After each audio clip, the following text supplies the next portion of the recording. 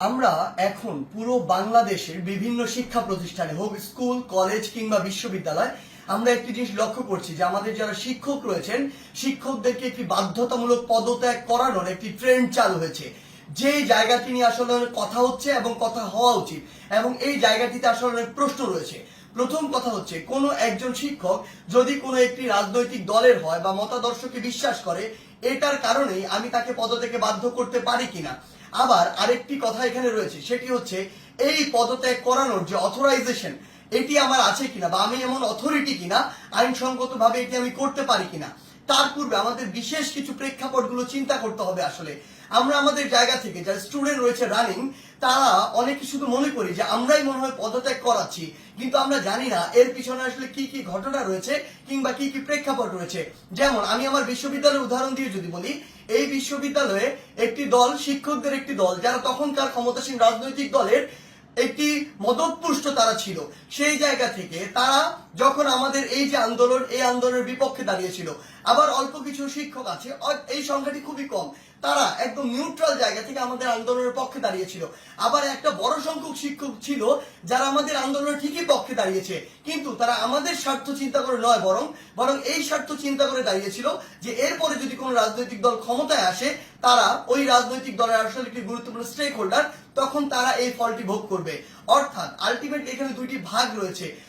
আমাদের এটি মনে করার কোনো কারণ নেই যে আগের যে দলটি ছিল যারা আমাদের বিপক্ষে ছিল তারা বাদ দিয়ে সবাই আমাদের পক্ষে, বরং ব্যাপারটি এমন নয়। আমরা যদি স্কুল কলেজের ক্ষেত্রে এই বিষয়টি লক্ষ্য করি তাহলে আমরা দেখতে পাবো হয়তো কোনো শিক্ষক হয়তো আওয়ামী লীগের রাজনীতির সাথে জড়িত ছিল, কিন্তু থাকে বলেই তাকে আমি পদত্যাগ করাতে পারি কিনা বা করানো উচিত কিনা।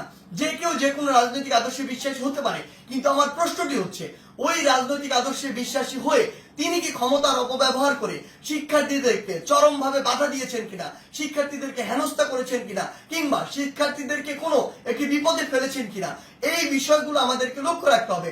ইভেনিং যদি তিনি এই কাজগুলো করেও থাকেন তারপরও তার বিরুদ্ধে এরকম একটি প্রক্রিয়া পদত্যাগ করানোর জন্য যে বাধ্য করা এটি আমি করতে পারি কিনা, এই অথরিটি আমার আছে কিনা।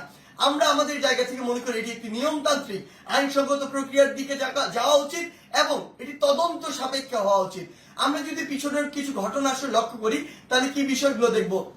আমরা দেখব প্রত্যেকটি স্কুলে আওয়ামী লীগ ফ্যাসিস্টের আমলে আসলে যে শিক্ষকরা আওয়ামী লীগের তোষামতি করে তেলবাজি করে ডমিনেট করেছে, আরেকটি শিক্ষক ছিল আরেকটি গোষ্ঠী যারা আসলে চুপ ছিল ওই পুরো সময়টুকুতে। এমনটি ভাবার কোনো কারণ নেই যে তারা নিউট্রাল ছিল, তারা তাদের জায়গা থেকে হয়তো এমন আরেকটি দলের ছিল যে দলটি তখন ক্ষমতায় ছিল না।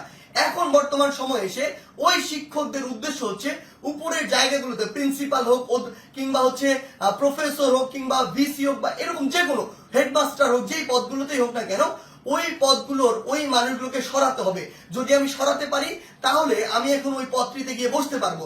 এটার কারণে তারা আসলে কি করছে, তারা তাদের ক্লোজ কিংবা কাছের কিছু স্টুডেন্ট কিংবা কিছু স্টুডেন্টকে বিভিন্নভাবে মোটিভেট করে কিংবা কিছু স্টুডেন্ট যারা অতি উৎসাহী বা যাদেরকে সহজে আসলে ইমোশনালি ড্রিভেন করা যায় ওই স্টুডেন্টদেরকে বিভিন্নভাবে প্রভাবিত করে তারা এরকম একটি মত তৈরির চেষ্টা করছে ওই টিচারদেরকে নামানোর জন্য।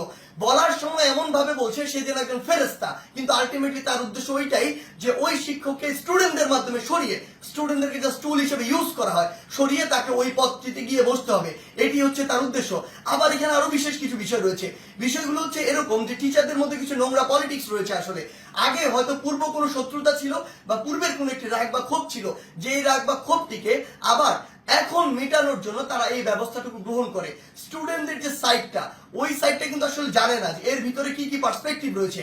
এই টিচারগুলো দেখা যায় কিছু স্টুডেন্টকে ব্যবহার করে, আশেপাশের কিছু ছেলে যেই ছেলেগুলো আসলে এরকম কোনো কিছু চিন্তা না করে কিছু টাকা দিয়ে ওই ছেলেগুলোকে প্রভাবিত করা যায় কিংবা অন্য কোনো সুবিধা দিয়ে প্রভাবিত করা যায় কিংবা পরবর্তীতে কোনো একটি পদ পদবীর সুবিধা দিয়ে আসলে ওই ছেলেগুলোকে প্রভাবিত করা যায়। ওই সামগ্রিক বিষয়গুলো দিয়ে এই কাজটি করা হচ্ছে। কিন্তু আমাদের জায়গা থেকে সবচেয়ে গুরুত্বপূর্ণ যে কথাটি সেই কথাটি হচ্ছে এই কাজটি একজন টিচারকে এরকম করে বাধ্যতামূলক পদত্যাগ করানোর কাজটি আমাদের নয়, এই কাজটি আমরা করতে পারি না। এই কাজটি কেন করতে পারি না? কারণ হয়তো আপনি একজন শিক্ষককে এটি করালেন কিন্তু এর প্রভাব পুরো বাংলাদেশের শিক্ষক সমাজে পড়েছে। আমার তো স্কুলে ওই প্রাইমারি স্কুলের কিন্ডারগার্টেনের হাই স্কুলের এমন অসংখ্য শিক্ষক রয়েছে যাদেরকে আমি অনেক বেশি শ্রদ্ধা করি, যারা আমার জীবনের শিক্ষাগুরু, যাদের হাত দিয়ে আমি আজকে এই অবস্থায় এসেছি।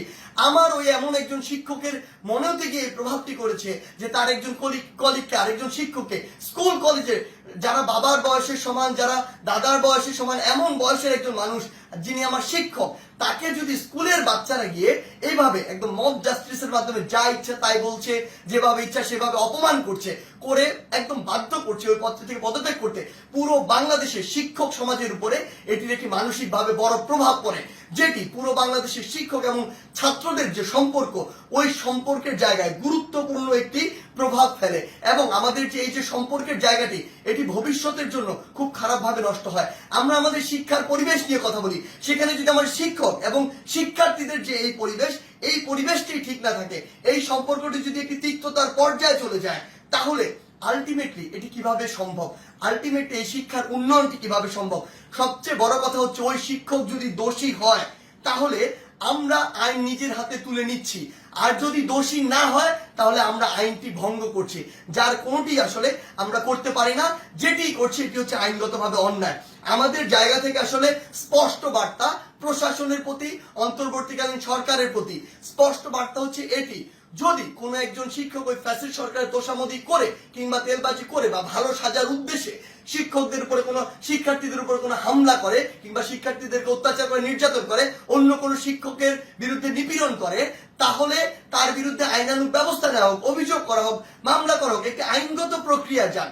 কিন্তু কেউ যদি এভাবে আইন নিজের হাতে তুলে নেয়, কাউকে যদি বাধ্য করে, আমি প্রশাসনকে এবং অন্তর্বর্তীকালীন সরকারকে আমাদের পক্ষ থেকে অনুরোধ জানাই, ওই সকল শিক্ষার্থীদের পিছনের উদ্দেশ্য কি, কে তাদের এই কলকাঠিটি নাড়ছে, কে তাদেরকে প্রভাবিত করছে, কি উদ্দেশ্যে প্রভাবিত করছে, এটি আপনারা তদন্ত করে ব্যবস্থা করুন। প্রয়োজন হলে ওই যে শিক্ষার্থী, যারা অল্প কিছু শিক্ষার্থী এটি করছে, সকলে কিন্তু এটি করছে না। আমরা বিভিন্ন বিশ্ববিদ্যালয়ে দেখেছি শিক্ষার্থীরা নিজে আবার ওই সম্মানিত শিক্ষকদেরকে তাদের শপথে ফিরিয়ে নিয়ে আসছে।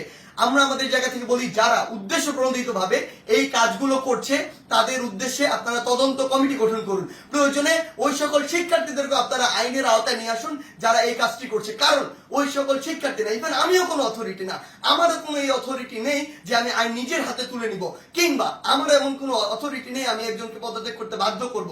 সেই জায়গা থেকে আমাদের স্পষ্ট যেটি বার্তা, সেটি হচ্ছে পুরো বাংলাদেশকে আমরা যদি এগিয়ে নিয়ে যেতে চাই, তাহলে এই শিক্ষার একটি সুষ্ঠু পরিবেশ থাকবে এবং এই পরিবেশের সবচেয়ে গুরুত্বপূর্ণ যে দুটি স্টেক হোল্ডার, একটি হচ্ছে আমাদের সম্মানিত শিক্ষক আর একটি হচ্ছে আমাদের যে শিক্ষার্থীরা।